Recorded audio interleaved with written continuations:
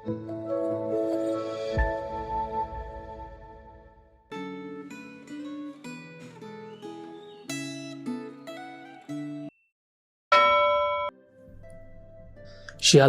Bapak Ibu Saudara.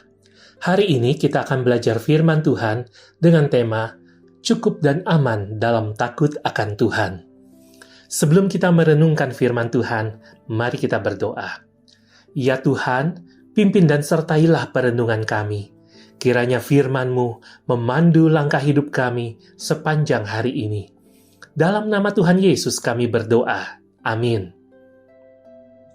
Firman Tuhan hari ini diambil dari Amsal pasal 19. Kita akan membaca ayat 23 saja. Takut akan Tuhan mendatangkan hidup, maka orang bermalam dengan puas tanpa ditimpa malapetaka. Amsal 19 kembali menampilkan tipikal orang yang dibahas di Amsal 18. Baik orang yang memilih jalan hidup bijaksana maupun yang memilih jalan hidup dalam kebodohan, masing-masing akan menuai akibatnya. Orang miskin maupun orang kaya dapat memiliki hidup yang berkualitas, asalkan ia hidup bergaul akrab dengan Tuhan serta berperilaku bersih dan benar. Orang yang bijak akan menuai kebahagiaan dan pengertian bila ia mengejar pengetahuan dengan rajin. Ia akan bertumbuh menjadi pribadi yang sabar dan mudah mengampuni, suka mendengar nasihat firman Tuhan, dan terbuka menerima keputusannya, serta bijak menata kehidupannya. Orang yang murah hati dan suka memberi akan disukai banyak orang dan punya banyak teman. Dan Tuhan berjanji akan membalas dengan kemurahannya. Orang yang bodoh dan bebal akan membuahkan kesesatan dan kesusahan. Seorang penipu akan menuai hukuman di pengadilan dunia berupa pukulan di punggung, serta hukuman di penghakiman akhir berupa kebinasaan. Kehidupan seorang pemarah dikendalikan oleh emosi, digambarkan seperti auman singa, dan sulit berubah karena ia menolak nasihat dan teguran, bahkan sekalipun ia dikenai denda. Seorang pemalas yang lamban dan tidur berlebihan akan menderita kekurangan, bahkan memenuhi kebutuhan makanan sehari-hari pun sulit.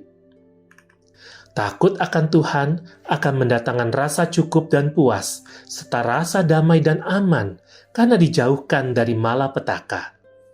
Kolektor Amsal menghimbau para orang tua untuk mendidik dan mengasuh anak-anak selagi ada harapan, mengingat akibat dosa sangat mematikan.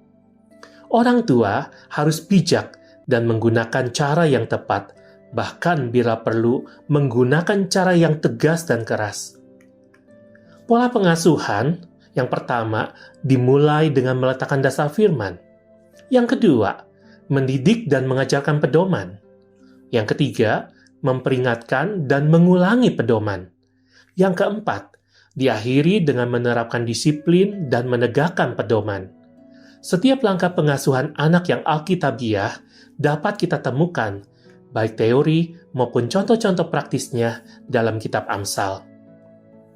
Dunia tempat kita hidup telah jatuh dalam dosa, dan akibat dosa selalu menyertai setiap tindakan dosa.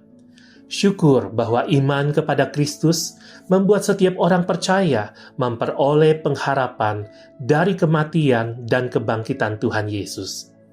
Kapan Anda mengalami pengalaman rohani mati atas dosa dan menerima kuasa untuk bangkit atau menang atas dosa?